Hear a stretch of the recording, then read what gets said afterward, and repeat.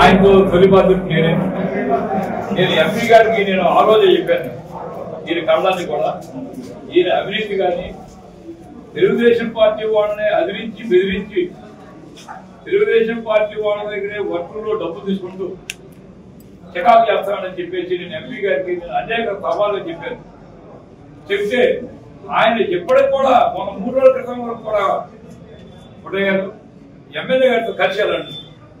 నేను మన రాజ్యసభ కూడా ఇక్కడ విశాఖపట్నం పార్టీ ఆఫీస్ గురించి చర్చించాలని ఎంపీ గారు చెప్తే మీరు ముందు ఎమ్మెల్యే గారి దగ్గర డేట్ తీసుకోండి అని చెప్పేసి వచ్చి నేను సుబ్బారావు గారు కలిసి వచ్చి ఎమ్మెల్యే గారు డేట్ ఇవ్వండి, 2వ తారీఖు బాగుంది అనుకుంటున్నాం, ఆ రోజే రాధా ఇంట్లో పెళ్లి ఉంది, మీరు డేట్ ఇస్తే మీరు ఎంపీ గారిని కూడా మేము అడుగుతాం అని చెప్పేసి మేము సౌకర్యంగా అడిగితే అప్పుడు 2 సార్లు వచ్చి ఆఫీస్ కట్టలేదు చూసేయండి, మీరు ఎవరు కడితే ఎవరు చెప్తే మీరు పార్టీ ఆఫీస్ కట్టాలని చెప్పేసి మమ్మల్ని ప్రశ్నిస్తే సుహాస్ శ్రీనివాస్ గారు ఎంపీ గారు అన్ని మండలాల్లో పార్టీ ఆఫీస్ ఉండాలని చెప్పేసి మన మండలానికి ప్రెసిడెంట్ గారు చెప్తే మీకు ఎవరైతే చెప్పారో మీరు ఆఫ్టర్ ఓపెన్ చేసుకోండి, నాకు జిల్లా పార్టీ అధ్యక్షుడు నుంచి నాకు ఆదేశాలు వస్తే కానీ నేను అక్కడ రాను అని కఠినంగా చెప్పడం. ఆయన నైజానికే ఇది ఉంది, వాళ్ళ చివరికి వచ్చేవాడికి అది ఈ నింద ఎంపీ గారి మీద పడింది. ఆయన ఎంత సహనంతో ఎమ్మెల్యే గారిని కలుపుకోలేనండి అని చెప్తున్నాడు. అదే విధంగా ఆయన మీదకి వాళ్ళ అభియోగాలు వేయడం తెలుసుకున్న ఎమ్మెల్యే గారు 7 నెలలు ఆ చివరి నుంచి రాజేశ్వరరావు గారి దగ్గర నుంచి ఈ చివరు మేము వరకు కూడా అందరం సీనియర్ నాయకులు మొత్తం కూడా 42-43 ఏళ్ల నుంచి ఈ పార్టీలో ఉండి 5 సార్లు మనకి ఇక్కడ ఎమ్మెల్యే గెలవకపోయినా 2 సార్లు కోనేరావు గారు, ఒకసారి పంతులు గారు, 2 సార్లు లక్ష్మీ గారు, 5 పీరియడ్లు 25 ఏళ్ళు ఒక్క మనం అధికారంలో ఇంకొక 17.5 ఏళ్ళే ఏనాడు కూడా ఈ అవమానాలు ఎప్పుడు భరించలేదు. ఆయన దగ్గరికి వెళ్తే ఎవరైనా సరే పార్టీ సీనియర్ ఎవరు నాకు పనిచేయలేదు అని చెప్పడం అనుకోండి, అది పరిపాటి అయిపోయింది. నేను ఎమ్మెల్యే గారికి నేను దమ్ముంటే మా సీనియర్ లీడర్లు ఎవరైతే ఉన్నారో ఎవరైతే మేము పార్టీకి పనిచేయలేదు అంటున్నాడో వీళ్ళందరి పేరు అధిష్టానం ఇవ్వమనండి. అధిష్టానం మమ్మల్ని వదిలి పెడతాం, ఆయన వదిలి పెడతాం చూద్దాం. అసలు పార్టీకి కమిట్మెంట్ గా 43 ఏళ్ల నుంచి పనిచేస్తాం. మా ఆస్తులు మా సమయం మేము అన్ని పోగొట్టుకొని కూడా పార్టీకి సేవ చేస్తున్నాం. పార్టీని ఏనాడు ఉపయోగించుకోవాలి, పార్టీయే మమ్మల్ని ఉపయోగించుకోవడం ఈ రోజు కూడా. కానీ ఆయన ఇసుక అమ్ముకోవడం, మందు అమ్ముకోవడం, బియ్యం అమ్ముకోవడం, ఎనర్జీ డబ్బు తీసుకోవడం, చిన్న ఉద్యోగస్తులు ట్రాన్స్ఫర్ వస్తే 20,000 దగ్గర నుంచి 50,000 కూడా వాళ్ళు మాకు చెప్పుకొని కళ్ళబడి పెట్టిన రోజులు ఉన్నాయి. 10 ట్రక్కులు పట్టిదోవాలన్నా కానీ గ్రామాల్లో ఆయనే పెద్దం చేయాలి, లేదా ట్రాక్టర్లో పొక్కులను పట్టేయాలని చెప్పేసి పుట్టాలో కానీ తెల్లవేళ్ళలో కానీ తెల్లవేళ్ళలో ఇప్పుడు మన రాయసభ సత్యం గారు 10 ట్రక్కులు పిల్ల పెళ్లికి పట్టిదోకలేకపోయాయి. ఇట్లాంటి సందర్భాలు ఎన్నో ఉన్నాయి. అట్లాగే సబ్జెక్ట్ మీద డబ్బులు 1,50,00,000 తీసుకున్నాడు ఒక్కొక్క సబ్జెక్ట్ లో. మా ఊళ్ళో సబ్జెక్ట్ నాకు తెలియకుండా అక్కడ క్యాండిడేట్ పెట్టాడు 7 లక్షలు తీసుకున్నాడు. చేసిన మీడియా మిత్రులకు, తెలుగుదేశం పార్టీ కుటుంబ సభ్యులకు అందరికీ ముందుగా నా యొక్క ధన్యవాదాలు.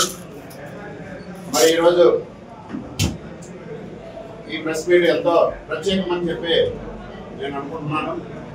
ఎందుకంటే మనము ఒక అవినీతి తిమింగళం గురించి చెప్పుకోవడానికి పెట్టినటువంటి ప్రెస్ మీట్ ఇది.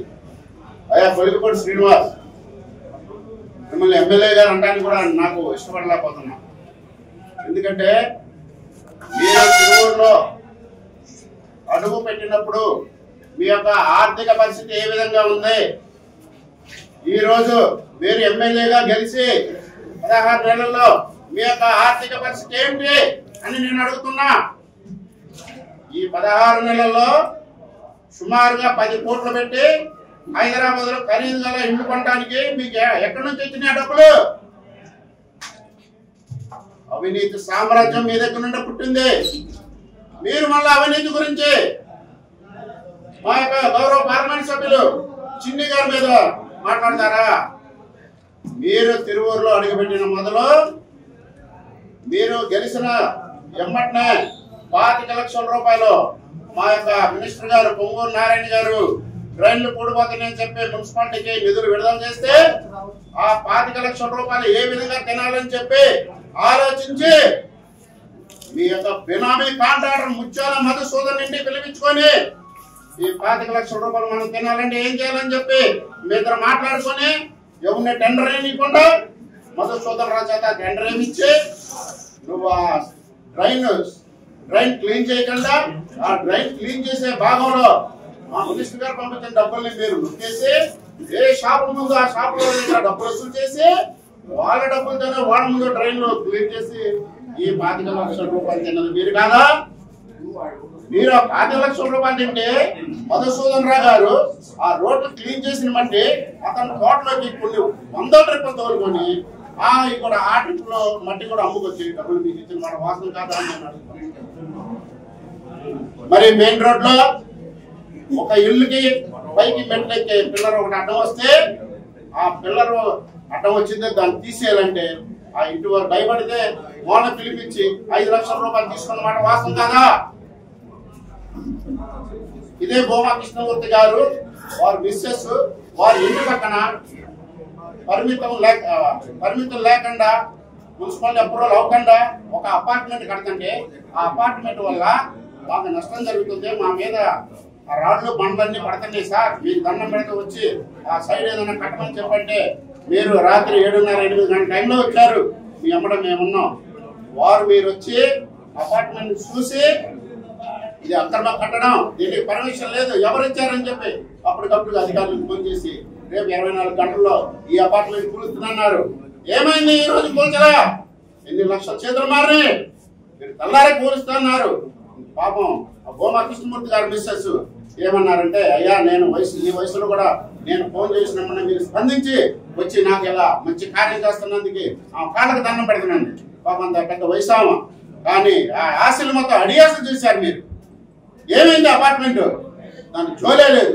మీరు ఆ అవినీతి గురించి మాట్లాడేది తిరువూరు నియోజకవర్గంలో అప్పులు చేసి ఒక సర్పంచ్ దళిత సర్పంచ్ ఎన్నికైతే మొన్న ఎన్ఆర్టీఎస్ నిధులు 50 లక్షలు వస్తే సార్ నేను చేసుకుంటా అంటే చేసుకోమని సార్ నా పర్సంటేజ్ ఏంటని అడిగితే నా దగ్గర ఇప్పుడు డబ్బులు లేవు సార్, నేను ఈ వడ్డీ తీసుకొచ్చేసి బిల్లులు వచ్చాక మీకు ఇస్తానంటే లేదు, నాకు డబ్బులు కడితే నేను పని మొదలు పెట్టాలని గట్టిగా డిమాండ్ చేస్తే అతను మళ్ళా 3 రూపాయల వడ్డీ తీసుకొచ్చి 2.5 లక్షలు ఇంటికి వచ్చి ఇచ్చిన మాట వాస్తవం కాదా అని నేను అడుగుతున్నా. వైఎస్ఆర్సీపీ కోవర్ట్ గా పనిచేస్తున్నటువంటి తిరువూరు శాసనసభ్యులు కొలికపూడి శ్రీనివాసరావు గారిని వెంటనే బర్తరఫ్ చేయవలసిందిగా గవర్నర్ గారిని